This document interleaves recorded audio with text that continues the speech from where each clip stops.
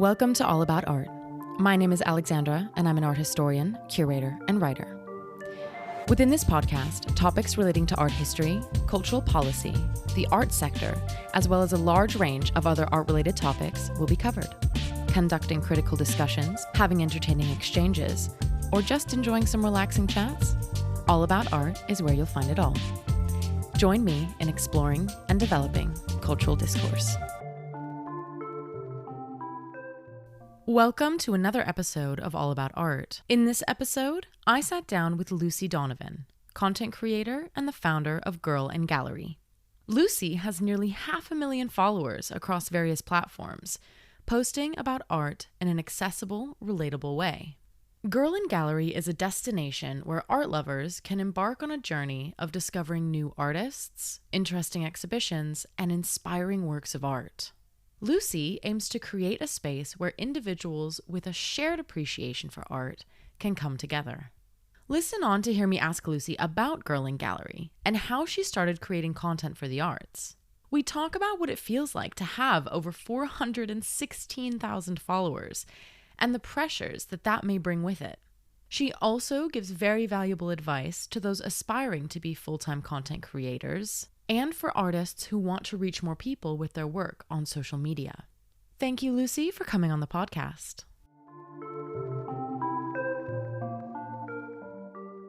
Before I dive in, I wanted to let you lovely listeners know that All About Art is on Patreon. So if you want some behind-the-scenes content, maybe a bit of merch, the chance to get one-on-ones with me and my guests, or you're simply wanting to support this project, I would be absolutely thrilled if you decided to sign up. You can do so through the link in the show notes. I also wanted to say thank you to those who have already signed up. Your support means the world, and it makes the further production, improvement, and growth of the podcast possible. And for that, I'm incredibly grateful. Also, thank you to our sponsors at Synergy Associates, the art world tech gurus, for supporting this episode's production at their clubhouse on Pall Mall. You can find more about Synergy and their facilities in the show notes. Welcome to the podcast, Lucy. Thank you for having me. It is incredibly exciting to be sitting down with you for this episode. What is also exciting is that this is actually a podcast crossover with your Girl&Gallery podcast, where you interviewed me on an episode that will be released around the same time as this one comes out. Mm-hmm. I think that Girl&Gallery is a great jumping off point, so I would love to hear more about how you got started creating content, and more specifically, how you started creating content for the arts. Thank you for having me on. So as far as how I got started creating content, it was about 2 years ago that Girl&Gallery was born. I started it originally it was a little bit of a passion project type of intention in a way. I was working in corporate marketing for a little while, and as much as I really did like what I was doing, it wasn't fulfilling in the creative way that I wanted to, live my life. And so I started Girl&Gallery as a way to connect with people in that way. And prior to working in corporate, I had gone to basically every single gallery in Mayfair and beyond and knocked on the door and asked if they were hiring or for an email or something. And I probably went to over 60 to 80 galleries trying to look for some kind of internship or something, but it was to no avail. So when no one else opened the door, I decided to open my own. And now we're here, and Girl&Gallery has become what it is. Yeah, it certainly has become what it is, because you have over 416,000 followers across your platforms. And that's incredibly impressive. And I wanted to ask you, do you ever feel pressure with that sort of spotlight? Because I don't see you put a lot of personal things from your life on your account. It's very, focused on the art, which is as it should be, and it's lovely. But even with the amount that you do put yourself out there, how does something like that feel? So as far as pressure goes, the blunt answer to that part would be no, I don't feel pressure, because I kind of choose not to, if that makes sense. I'm going to make content regardless of what people may think, say, or do. I can't control people's opinions of me. I can't control anything but myself, I guess, in a way, That's kind of true in life. as well as content. But I don't feel the pressure because I'm going to do it anyway. I'm going to do it for people that enjoy seeing. I'm going to do it for the people that love it regardless. So that helps to alleviate the pressure.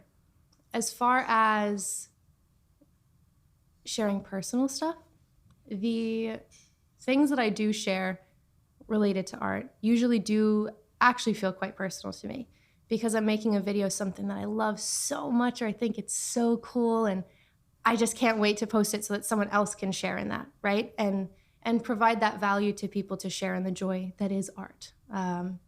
So that really helps. As far as the numbers go, I try not to fathom it too much. Don't look up what 100,000 people look like in a room. Oh my God. It's a little freaky. It's something that I appreciate that it's there, and I understand the power behind it and what it has allowed me to do, and I'm grateful that those numbers are there, and I hope they continue, and I'm going to work for them to continue, but I can't think about it too much. Otherwise, it can be very all-consuming to think about how many people are looking at you. But at the same time, it's nice to know that people enjoy it, because none of those people are really, they're not there for a bad reason. You know? Absolutely. I mean, but if you think about it too much, you can kind of psych yourself out a little bit. Huh? So you kind of just can't. Yeah. And I know it sounds kind of cliche in a way, but when you hear people say things like, oh, you do have control of your emotions, you can just switch it off, whatever. Sounds easier than it is, but when you kind of tap into that ability, it's so true. Like all of the things that the advice that people give when it comes to stuff like that, like, oh, you can't let other people's opinions of you worry you, or don't take, what's the saying? Don't take advice from those you wouldn't. Other way around. Don't take criticism from someone you wouldn't take advice from. Yes, I live by that. So I love that. True. Yeah. So true. That one, and my other favorite is everything is okay in the end. If it's not okay, it's not the end. So that kind of helps you get through it, that it's like, okay, if you're going to criticize me or be a naysayer, whatever, because I'm not done yet. Your last video doesn't define you. Your last post doesn't define you. Your last upload doesn't define you. So it kind of helps you keep on trucking. Yeah, yeah. I think my favorite would be comparison is the thief of joy. Oh yeah, that one too. I mean, if we're going off of all these cliches that we actually really love and live by, they come from somewhere. They do. They do. If someone were aspiring to be a full-time content creator in the cultural sector, what are some tips that you would give them? I would give anybody that wants to be a content creator the same advice across the board, regardless of niche. And that would be to take it seriously, because at the end of the day, it is a business. But the caveat is if you want it to be that. For example, if you were doing it you wanted to make videos about art, right? But you were doing it in a way that was so that you could enjoy it because you like creating these videos, you enjoy the editing process. It's more of to make your own portfolio because you actually just want to do it for fun and enjoy it. And it's something that, scratches that creative itch for you. Go for it. You don't have to take it as a business, right? Maybe you find the thing in the editing process that you love so much and you nurture that, right? But the way that you're going to see it to its fullest fruition is if you take it seriously. You be for real about the whole thing. If you want it to be, your full-time gig, you want it to be your job as a content creator, you have to remember that at the end of the day, it is a business. You have to operate your business. Otherwise, there's not really a job, if that makes sense. Yeah. And you have to, I guess, be cautious of that and hold your own, And if you have the opportunity to do so, get a manager.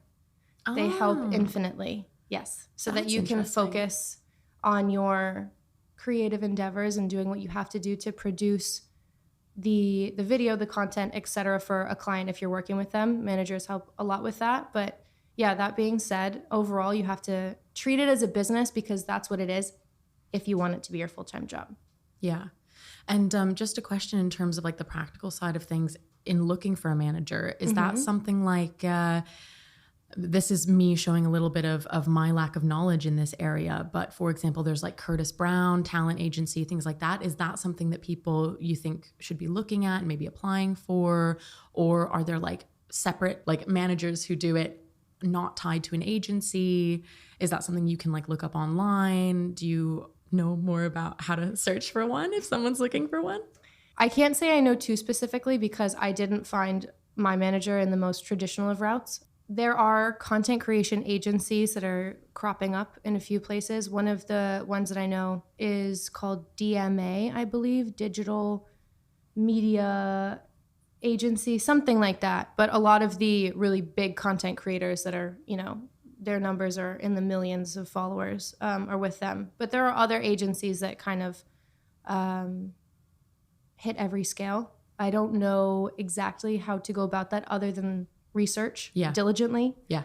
You know, always remember to have your own back. Pay attention to red flags. If something doesn't feel right in your gut, proceed with caution. You know, you don't want to drink poison just because you're thirsty. Yeah. So that's another one. I feel like we're going to have a list of all of these sayings. I know, I do. I love a good saying. But I wish I had a better, more solid advice for you. But there are content creation agencies of all sizes, shapes, all over the world. Yeah. So if that's something you want to do, it would probably just be a matter of reaching out to them and looking for someone that knows how to do that. Yeah. I think that is really helpful advice because I think that a lot of people who might be listening in might not even have any idea where to start and where to go about even thinking about these things. So knowing even what to put in that little search box in Google is content really, creation really, manager. Yeah. It's funny because sometimes I do just in all different things in life. Sometimes you think like, oh, I don't know how to do this. I can't figure it out, blah, blah, blah, blah. And you kind of don't know where to start. And then it dawns on me, dude, we have Google. Everything starts on Google. You can do anything on the internet in some way, shape, or form. So it's like a matter of research, like literally just research it. It is so helpful. It sounds a little bit like empty is just saying like, oh, go research it. But no, for real, actually just look it up and you'll end up down this rabbit hole. And if you want it that bad, you will find your answer. Yeah. You'll find it interesting to research it because you know, like, I think what's also helpful is to have like your goal in mind while you're researching, like, what do I actually want? And then it will help you define what direction you should be searching in. Like you'll think, okay, content creation, but like maybe there's someone who does it specifically for the arts, or maybe there's someone, and then you kind of know what direction you should be veering your research into, which is also helpful. Yeah, exactly. Google is a great tool. It is very much. And you kind of just reminded me of something I was thinking earlier about, like, if you want it that much or you're that passionate about it, you'll find it. That's another thing as far as like posting personal versus just art related kind of stuff on my page, is that I'm passionate about sharing the art stuff that I like. That's where my heart lies, which is why it feels personal to me. But if I was passionate about sharing other aspects of my life, which I might be one day, but it's just not the through and through thing that I want to take to the next level. The art is what I am passionate about that helps me get through when it can be hard, because like we were kind of touching on earlier, it is still a business. It can get a little rough out there sometimes. You have to push through things, right? You know, life's not easy. So that kind of helps sometimes when I remember that if you want something that bad, you will find it. You will get to it some way or another. You'll make it work because you have no other choice and you love it so much. So you're just crazy about it enough to go through all the other things that happen to you, you know? Yeah. In German, we have the saying, wer will findet Wege, wer nicht findet Gründe. And it Translation, means, please. For the other saying of the podcast, you're going to put a list out at the end. I know. It's going to be in the newsletter. We'll just put it all together. And like Lucy and Alex's list to get you to live by. Yeah, exactly. It means, like translated, it's those who want to will find a way, and those who don't will find reasons. Amen, sister. Yeah. I like that a lot. You're going to have to teach me how to say that after. I think it's a really important thing to live by. I mean, not necessarily to pressure yourself, because I'm personally currently in a stage in my life where I need to learn when a reason is good enough to stop. When I feel like, no, this isn't serving me anymore. This is something that I actually might need to let go so that I can let other parts of my career or other parts of my goals thrive. Flourish. Yeah, exactly. I think just even thinking about what you were saying, I mean, not to give unsolicited advice, But I think that that's something that I've thought about before, and another cliche, goal setting, actually kind of helps because it helps you zoom out, which is something that I'm really trying to work on and have been working on for a little while, is zooming out and looking at what you're doing, like from a bird's eye view. We're really going in on the cliches today. Really zoom out, right? and look at where you're trying to go and what it's going to take for you to get there. If it's not going to take you there, or even take you somewhere else maybe fantastic that you want to go, that kind of helps. At least it helps me to discern which route to take. Absolutely. Absolutely. Like, just a little example from my side is that last year I went to so many PVs, met so many people. I met you at a PV. Yes. And so these things, going to PVs and networking and things like that, it does help your career. It helps it build your network. It makes it stronger. But I had to make a choice this year and say that there's a big project that I want to put more energy into, and I can't do that if I'm out at art events 3 times a week. I need to get enough sleep, I need to exercise, and I also really need to focus on this project that I want to be doing. Mind you, I also have a full-time job in a gallery, so that's also something that I juggle amongst the other things that I do. But the other night, I was like, oh, I haven't seen this show and it's closing this week. Nicole Eisenman at the Whitechapel. I haven't seen that. And I was like, oh. And then there was an opening of a new gallery that I really wanted to go to. And I was like, no, I've made this decision to do like maybe 3 events a month instead of a week, right? And so anyway, long story short, I was feeling a bit of FOMO, and I thought, no, this is your goal. So exactly what you just said about goal setting. This is your goal. This is why you're not going out and doing these things all the time, because if you let it happen with one thing, you're going to let it happen with the other thing, and then you're going to be going out again. And so, yeah, I mean, exactly what you just said. Goal setting, focusing on that, and reminding yourself of that, even when you get FOMO. Yeah, check back at them. Yes, yeah, because write them down. Hard. Yeah. I love writing vision things boards, down. journaling. Literally. I just looked back at my vision board from last year, and I like separated out all the little things that like happened and the ones that are going to happen. Being very careful with my word choice there. See what I did? Hell yeah. And then saving the ones that did happen. And I was just like, damn, I don't even remember I wrote that down, but cool. Like, you go, girl, me being the girl. But it was funny to kind of like look back at 2023 January Lucy, and then be back here sitting and be like, yeah, that's so cool. Like, we got it. Yeah, I feel that. I think I need to go back and separate my things, because I also did a vision board, which is fun because it's fun to like, do you have yours on like, this is so not like in the script, but do you have yours, is it like in a notebook? Is it like a scrapbook? Is it like on display? What does yours look like? This is going to make me sound so nutty. I wrote mine last January, and I felt like if I told anybody, I'd get too excited about the potential and get distracted by that instead of focusing on what I needed to do. So I kind of wanted to forget about it and let it be. And I didn't want anyone else to see it because I felt like if someone saw it, they could hold me accountable to it, which I'm not saying is a bad thing, but in this situation, because it's actually a very good thing, but in this situation, I wanted to only be accountable to myself and kind of just see what happens rather than it being like a set list of goals that I want to check off and have told myself I have to achieve. It was more of like, I want these things to happen. I'm going to work for these to happen, but it's not going to be a checklist. It's more of a manifestation, more so, So I wrote them all down on little individual cards, and I took my first artwork that I ever bought for my apartment years ago and stuck them on the back of it and then re-hung it up. And when I tell you, even I forgot that it was there, I put something behind it. Like, do you remember when Ai Weiwei was at Speaker's Corner in Hyde Park signing autographs? Oh. Did you not see that? No. Oh my gosh, it was so cool. Okay, so basically he was stood at Speaker's Corner, and it has the history of being the place where you could go and, get on your soapbox for free speech. Quite literally, not a cliche this time. Yeah. And he was going through this campaign of having photos with the middle finger stuck up. If you've seen those online, he did a whole thing with it. And this was a blank sheet of white paper with the middle finger impression on it, but you couldn't really see it in most light, so it actually looked like a blank sheet of paper, and then he signed it in invisible ink. And I saw it on his Instagram that he was just giving them out, and I made a very big point to bring my fiance to go do it. I was waiting in line no matter what happened, and he really likes Ai Weiwei too, so it wasn't too hard to convince him. Anyways, we get to Hyde Park, and there's this little line of people and this little bundle, and I was like, this is it. I was rubbing my hands together. We are getting in this line, and I am not someone to line up.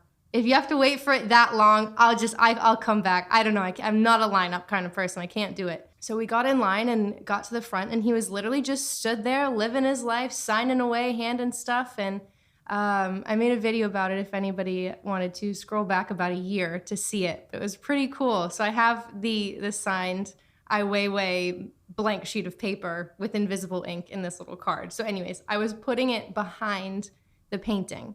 And that's when I remembered that my manifestation goal board was there. And I was like, oh yeah, I have that back there. But I didn't want to look at it. I made sure I did not look at it, didn't acknowledge it until this year had come. And I remembered around Christmas, oh my goodness, I have a manifestation board hidden in my apartment.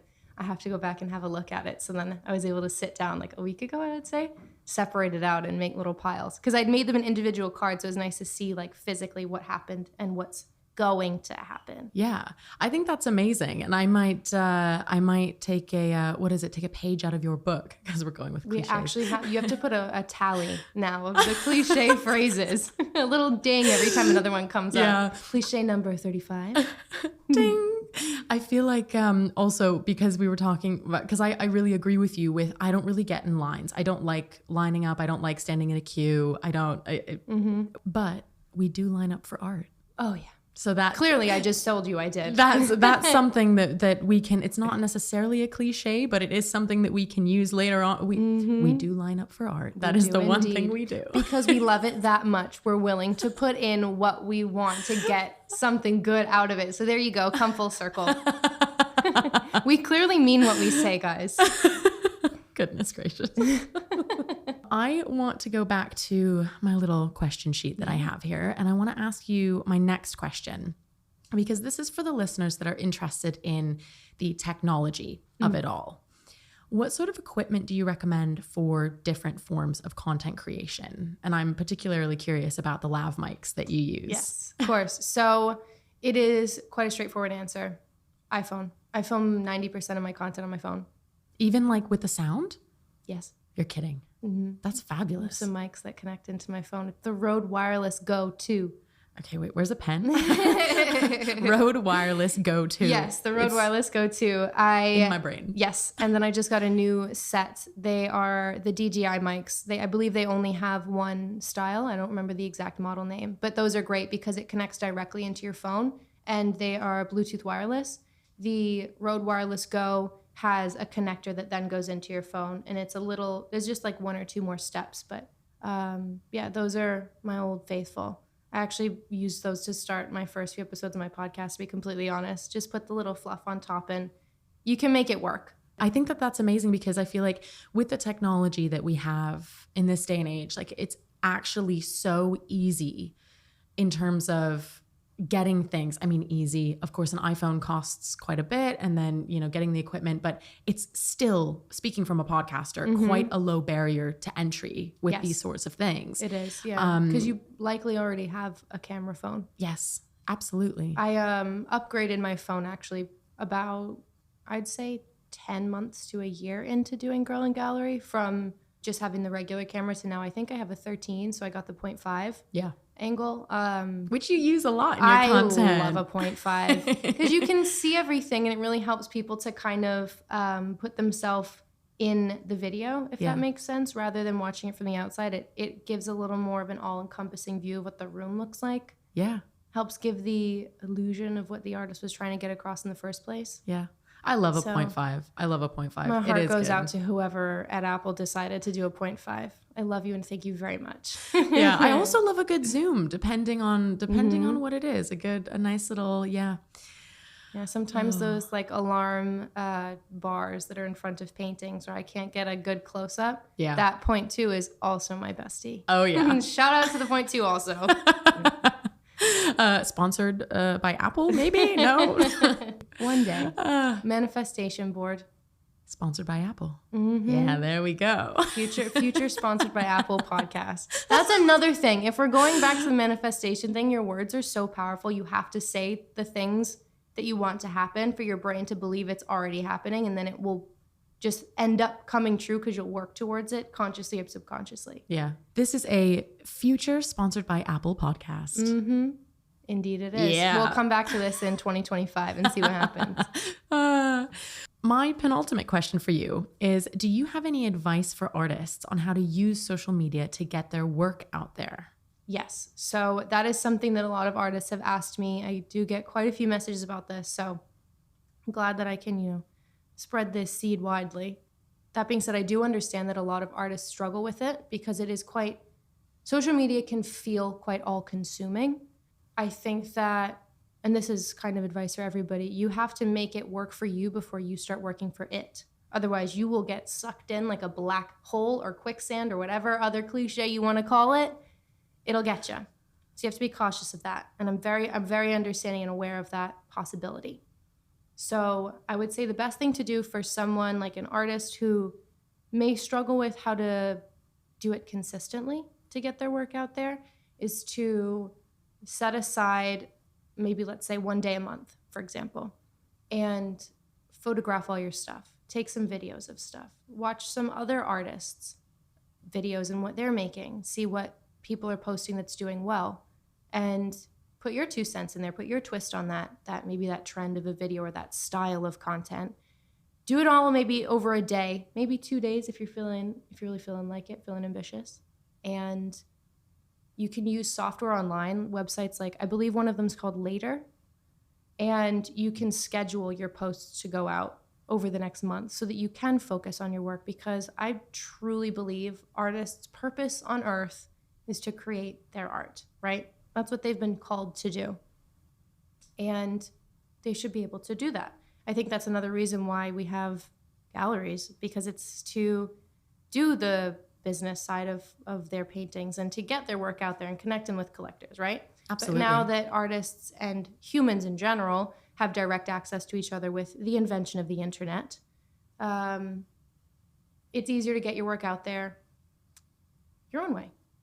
Or it's easier to get your work out there directly from yourself, right? And have your voice on your page so people can connect with you, which is a beautiful thing, right? As much as sometimes the internet seems like it can be a little Armageddon sci-fi movie, you have to, or at least I like to look at it from the positive. It's a nice way to connect with people directly from you to them without having to sit at a loud coffee shop and yell over each other. Yeah, absolutely. Yeah. Absolutely. I mean, the connections that I will forever be grateful for the little community that I have through my social media. I mean, I was trying to research something the other day and I asked a question, and you were someone who answered my little question on the secret societies. You gave me. The Culper Spies. Yeah. So cool. That's a fiction book, you said. Or is it a fiction? No, they were real. Oh. Oh yeah. Basically. Okay. Here we go. I like Inception trippy kind of little known secret stories behind things, right?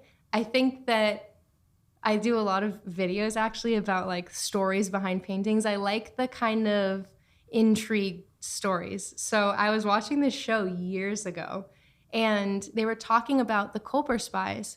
The Culper Spies were basically this spy ring during the American Revolutionary War. I sound so American right now, it's insane. But basically, they were a group of kind of higher ranking officials, I guess. I believe Ben Franklin was one of them. Fact check me on that, but I believe he was. And they were kind of this secret little society of families that were trying to help the war, but in a more... I don't want to call them the Illuminati, but like in a less creepy Illuminati kind of way. And they would have secret codes that they'd send each other in newspaper ads and stuff. But remember, America became a country in 1776. So this had to have been happening before that. So think about how long ago that was. And they were thinking of all these like clever little methods. Oh, I don't know. It gives me the shivers. I love stuff like that.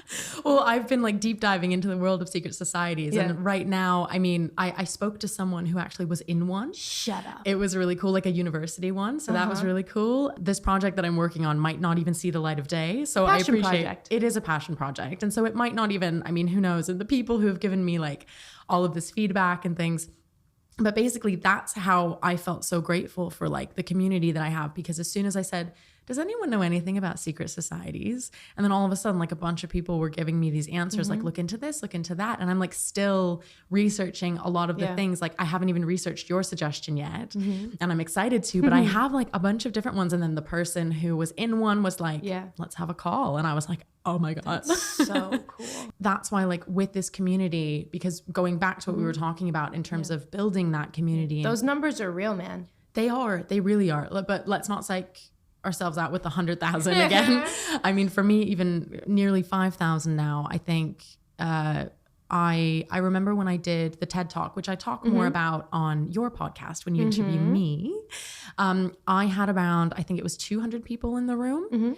And I remember standing there and I was just like, my heart was racing. And the first like 2 minutes of the talk, I felt like my voice was jittery. I don't think it was. And when I watched the video back, it doesn't seem jittery, but I felt like it was. Oh, yeah. I feel like that always happens when you're recording. Your first few questions, first few lines, first few whatever. Yeah. It's all, you have to warm up. You have to warm up. You have to warm up. You have to stretch a little bit first. But it's hard to stretch in front of 250 people when they're waiting for you to actually just do your thing. Exactly. I did because we're going off of cliches and things to live by and blah, blah, blah.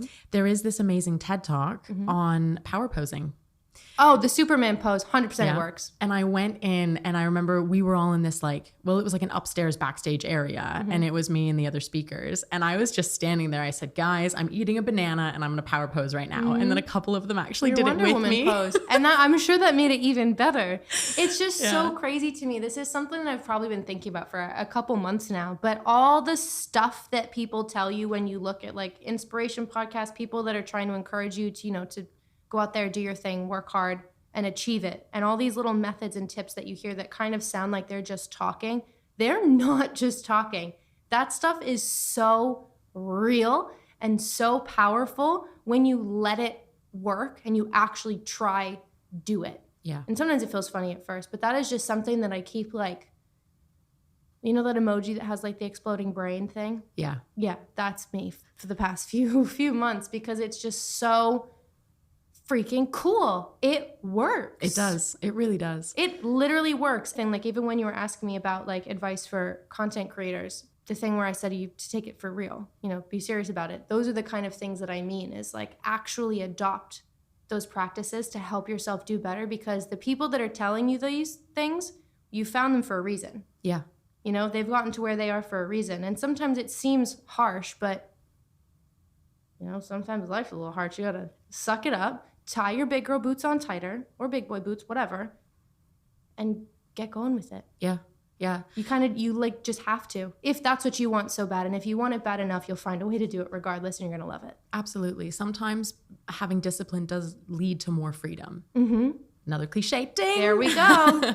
But it's true. I think that, it can be really difficult, especially in the arts, because this sector is not yet as structured as I think maybe other sectors might be. Like I've experienced it personally where I'm like, it's so rare to actually have like check-ins with your manager and having structured quote unquote corporate approach to things is so seldomly implemented in the arts. But some of those things actually do. Well, they were there for a reason. Exactly. And I think that coming from corporate where I was, it was a fairly relaxed environment overall, but it was still a corporate company. Working in that job kind of helped instill a structure in me that I think was really helpful. While I was working to get Girl&Gallery up and running, I had to be up at a certain time. I had a job to do, but I also had to find a way to do the work that I was doing for myself, for Girl&Gallery, in a way that didn't affect my actual job at the time. And it taught me that kind of structure. And the manager that I had was fantastic. I got so lucky with the managers that I worked with. They were all very respectful of everybody's time and effort.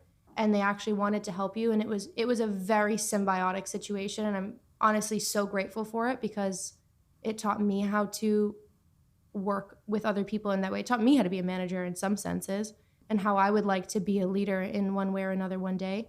Even though we all kind of judge corporate for being a little bit soul sucking, you have to take the good stuff from it. Yeah.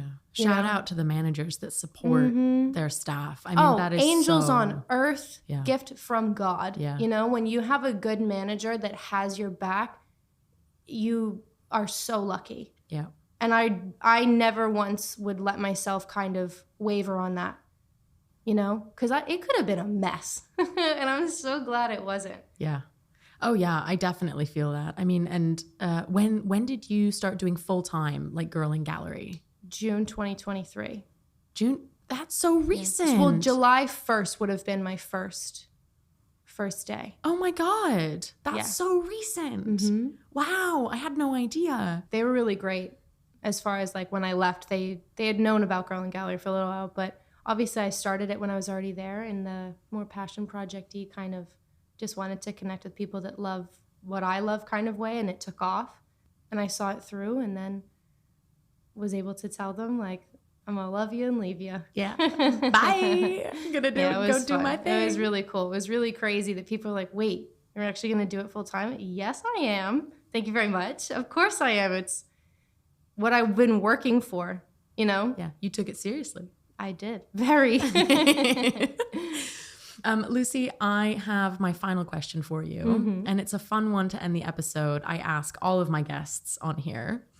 If you could pick one artist from art history to have dinner with, who would it be and why? Can I pick an artist per course?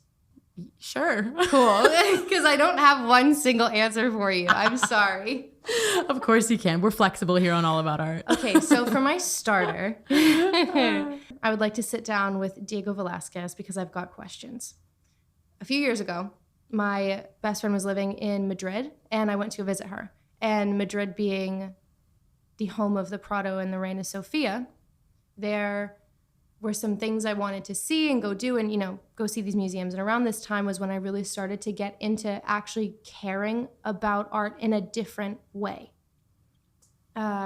Because, side note, my whole thing with Girl&Gallery is you don't have to care that deeply to enjoy it, right?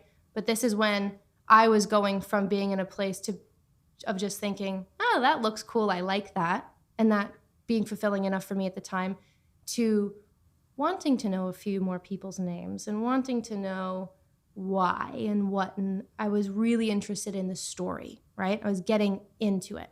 So I did a lot of research of paintings that were at these museums.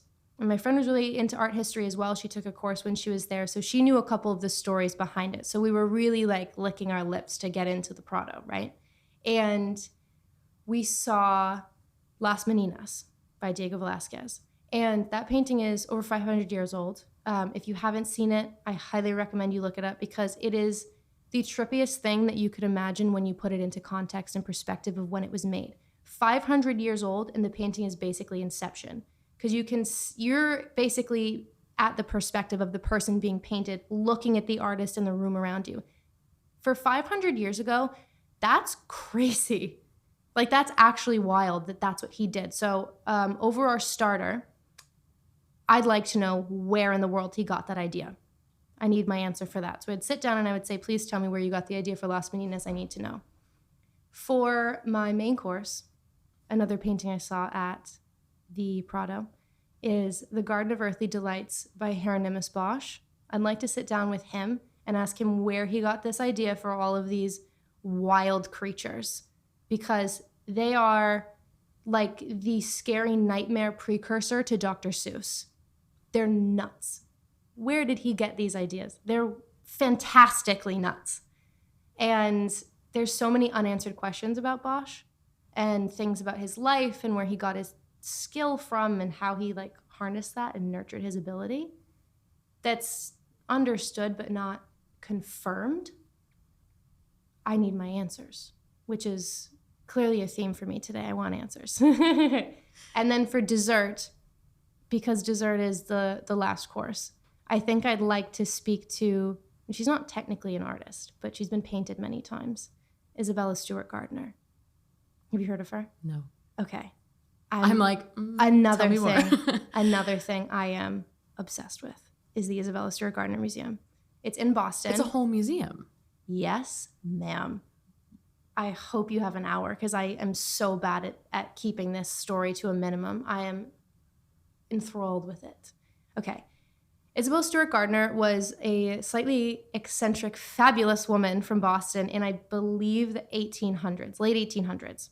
Okay.